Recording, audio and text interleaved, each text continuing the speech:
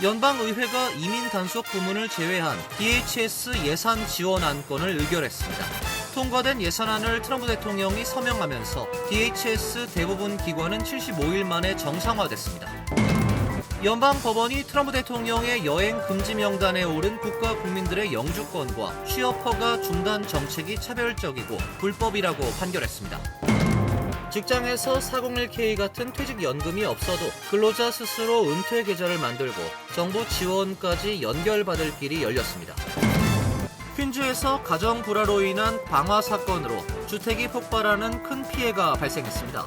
대형 폭발로 인해 신고를 받고 출동한 경찰 등 다수가 부상을 당했으며 방화 용의자는 현장에서 사망한 채 발견됐습니다.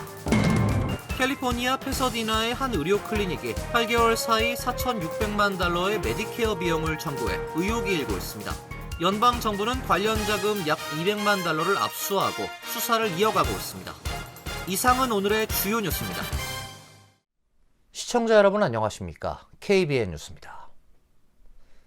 연방의회가 이민 단속 부문을 제외한 국토안보부 예산 지원 안건을 의결했습니다. 통과된 예산안에 트럼프 대통령이 서명을 하면서 DHS 대부분 기관은 75일 만에 정상화됐습니다. 연방 하원은 어제 국토안보부 예산안을 개별 투표 없이 찬성 의사를 표하는 구두 표결로 가결했습니다. 트럼프 대통령이 오후 예산안에 서명을 하면 연방재난관리청과 해안경비대, 연방항공보안청, 비밀경호국 등의 국토안보부 산하 기관들은 오는 9월 30일까지 예산을 보장받게 됐습니다. DHS는 앞서 오늘까지 예산안이 통과되지 않으면 비상자금이 고갈돼 수천 명의 직원이 급여를 받지 못할 것이라고 경고한 바 있습니다. 민주당은 트럼프 행정부의 이민 집행과 관련해 바디캠 착용 의무화와 학교, 병원 등 민감한 장소에서 단속 제한 등 개혁안을 요구했으나 공화당이 거부하면서 예산안 협상이 결렬됐고 지난 2월 14일 DHS가 셧다운됐습니다. 상원은 지난달 27일 이민세관 집행국과 국경 순찰대를 제외한 대부분의 DHS 기관에 자금을 지원하는 타협안을 만장일치로 승인을 했지만 하원 다수당인 공화당이 ICE와 국경 순찰대 예산이 준비돼야만 타협안을 상정하겠다고 버티면서 합의가 지연됐습니다. 하원은 전날 트럼프 대통령 임기 동안 ICE와 국경 순찰대에 자금을 지원할 수 있는 경로를 만드는 예산 결의안을 의결했습니다. 따라서 공화당은 이른바 예산 조정 절차에 따라 상하원에서 민주당의 지지 없이 독자적으로 해당 법안을 통과시킬 수 있게 됩니다. 공화당 의원들이 모두 찬성을 한다면 공화당은 ICE와 국경순찰대 예산 확보를 위해 민주당이 요구했던 그 어떠한 정책 변화도 수용할 필요가 없습니다. 공화당은 ICE와 국경순찰대 예산안 초안을 작성해 다음 달 중 표결에 붙일 예정입니다. 트럼프 대통령은 오는 6월 1일까지 해당 법안이 자신의 책상에 도착하길 원한다고 밝힌 바 있습니다. 연방법원이 트럼프 대통령의 여행 금지 명단에 오른 국가 국민들의 영주권과 취업 허가 중단 정책이 차별적이고 불법이라고 판결했습니다. 보스턴의 지방법원 줄리아 코빅 판사는 어제 이란, 하이티, 베네수엘라, 시리아 등 20개국 약 200명이 이민 관련 신청 처리 중단에 대해 소송을 제기한 소송에서 예비 금지 명령을 내렸습니다. 지난해 12월 제기된 이 소송은 이민 서비스국이 11월부터 채택한 망명, 영주권, 취업 허가 신청에 영향을 미치는 정책을 겨냥했습니다. USCIS는 트럼프 대통령의 행정명령에 따라 입국 금지 조치를 내린 39개국 국민에 대해 보안 문제를 이유로 이민심사를 중단했습니다. 코빅 판사는 연방정부의 정책은 국적에 따른 차별을 금지하는 이민 및 국적법에 위배된다며 원고들의 손을 들어줬습니다.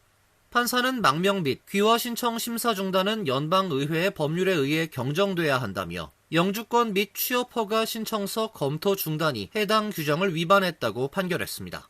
코빅 판사는 이민 서비스국이 소송을 제기한 22명에 대한 이민 신청 중단을 금지하게 했으며 나머지 200명에 대해서도 적용 방안에 대해 논의하라고 명령했습니다. 이번 판결에 대해 DHS는 별도의 논평을 하지 않았습니다.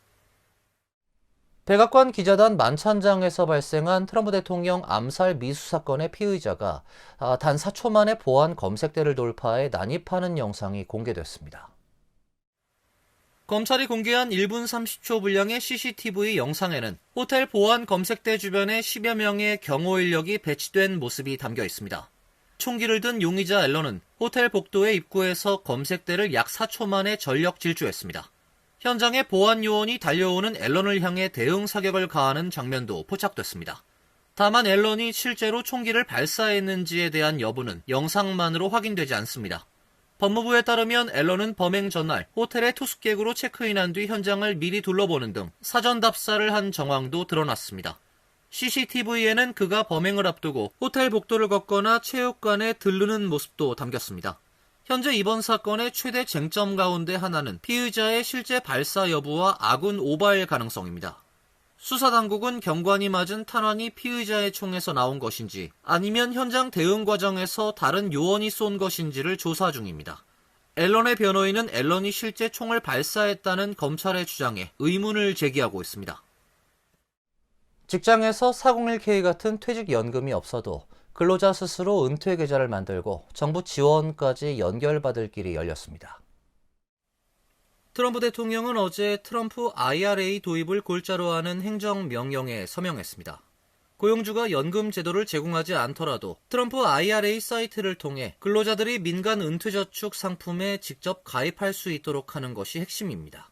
트럼프 대통령은 백악관 서명식에서 고용주 제공 연금이 없는 수백만 명의 미국인들에게 이 제도는 혁신적인 변화가 될 것이라며 이제 이들도 연금 혜택을 받을 수 있게 된다. 이전엔 불가능하다고 여겨졌던 일이라고 의미를 부여했습니다.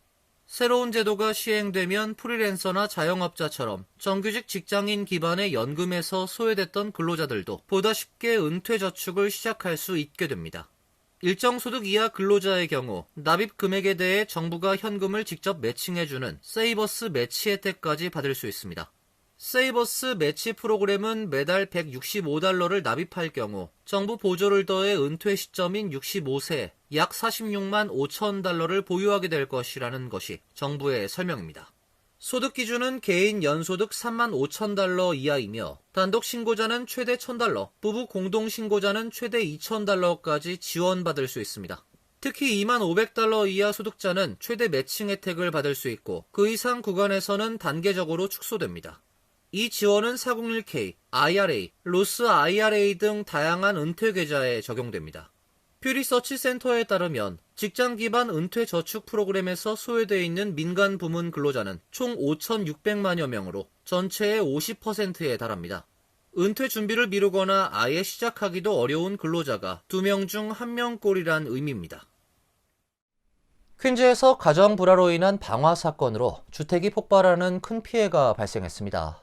대형 폭발로 인해 신고를 받고 출동한 경찰 등 다수가 부상을 당했으며 방화 용의자는 현장에서 사망한 채로 발견됐습니다.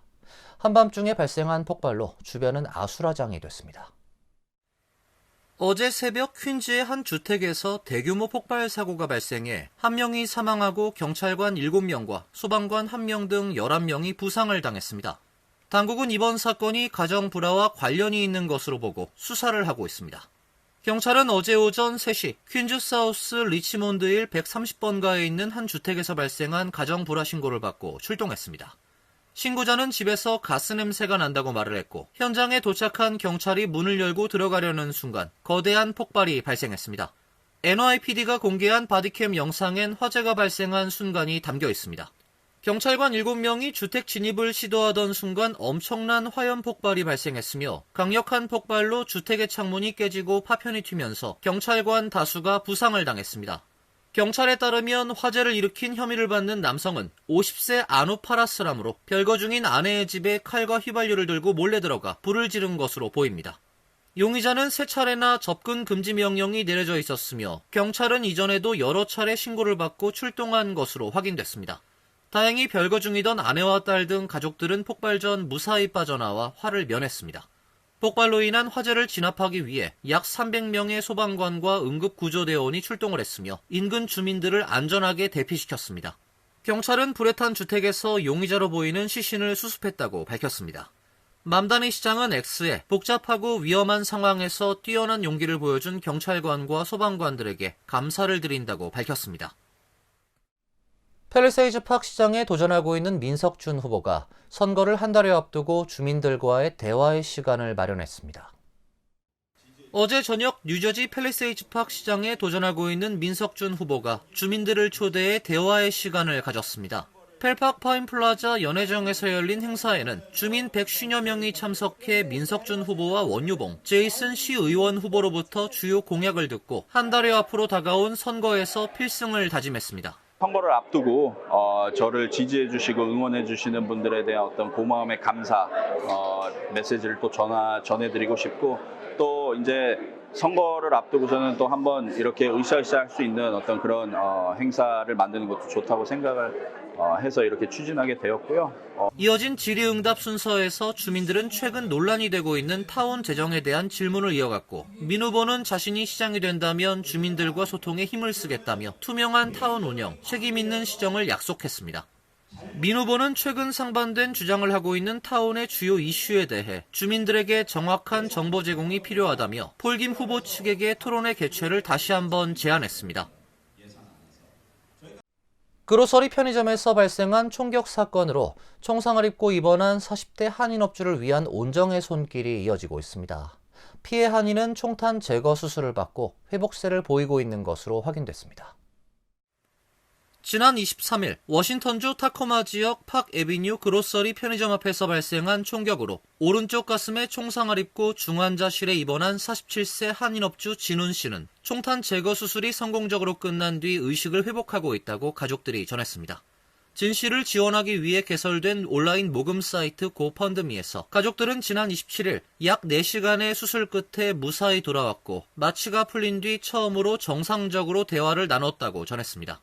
진 씨는 세 아들과 어린 딸을 둔 가장이자 오랜 기간 커뮤니티에서 신뢰를 쌓아온 자영업자로 이번 사건으로 건강은 물론 생계에도 큰 타격을 입은 상황입니다. 가족과 지인들은 고펀드미 페이지를 개설하고 의료비와 재활치료비, 생활비 등을 지원하기 위한 모금 활동을 진행 중입니다.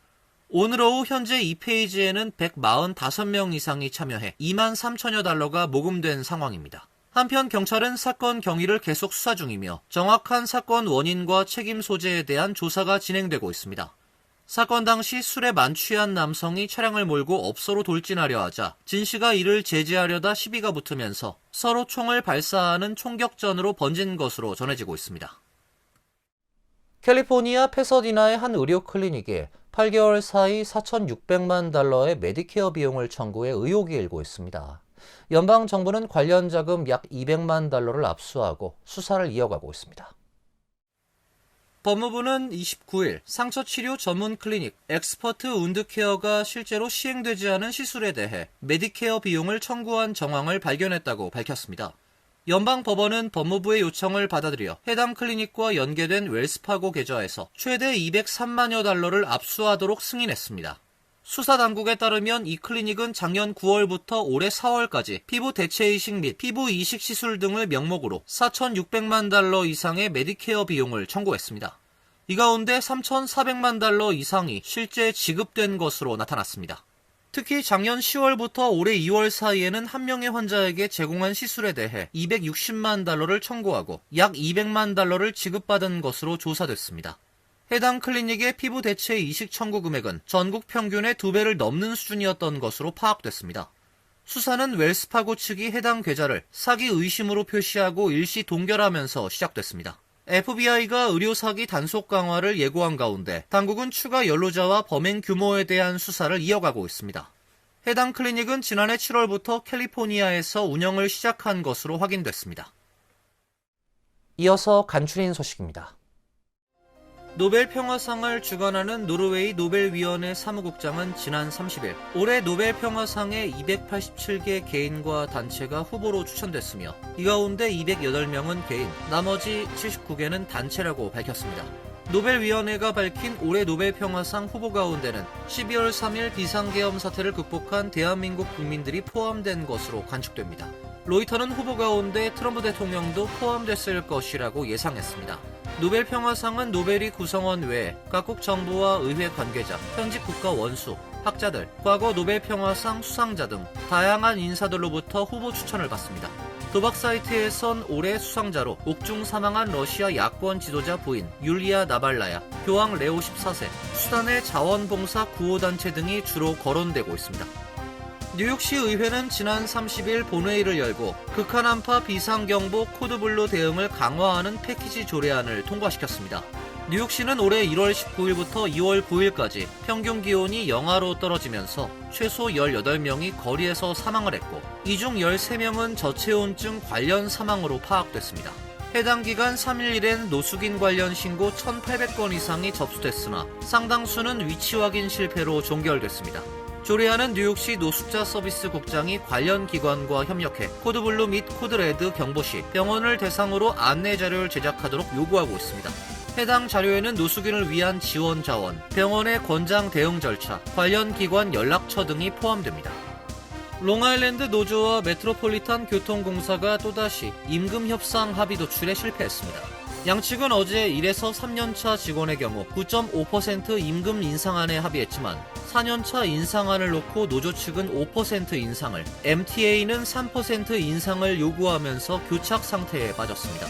노조 측은 향후 4년간 총 14.5% 임금 인상을 요구하고 있는 반면 MTA는 총 12.5% 임금 인상과 특정 근무 규칙 변경에 따른 1.5% 추가 인상을 제시하며 맞서고 있습니다. LIRR 산하 5개 노조는 임금 협상이 최종 결렬될 경우 예정대로 5월 16일 0시부터 파업에 돌입한다고 발표했습니다. 뉴욕시 재정국 보고서에 따르면 지난 한 해 버스 전용 차선 위반으로 84만 3천 장의 티켓이 발부됐습니다. 버스 전용 차선 위반은 차량이 버스 전용 차선을 침범해 5분 이상 주 정차하고 있는 모습이 단속 카메라에 2번 포착됐을 때와 버스 정류장을 2분 30초 이상 막고 있는 것이 2번 포착됐을 때 발부됩니다. 첫 위반 시 벌금은 $50지만 추가 위반 시 최대 $250까지 벌금이 부과됩니다. 지난해 버스 전용 차선 위반으로 부과된 벌금은 $5,490만 달러에 달했습니다. 배달 트럭들의 위반이 눈에 띕니다. 버스 전용 차선 침범으로 UPS 트럭에 발부된 티켓은 2만 5천 장이 넘는 것으로 집계가 됐으며 아마존 트럭은 12,975장의 티켓을 받았습니다. 환율과 증권 소식입니다.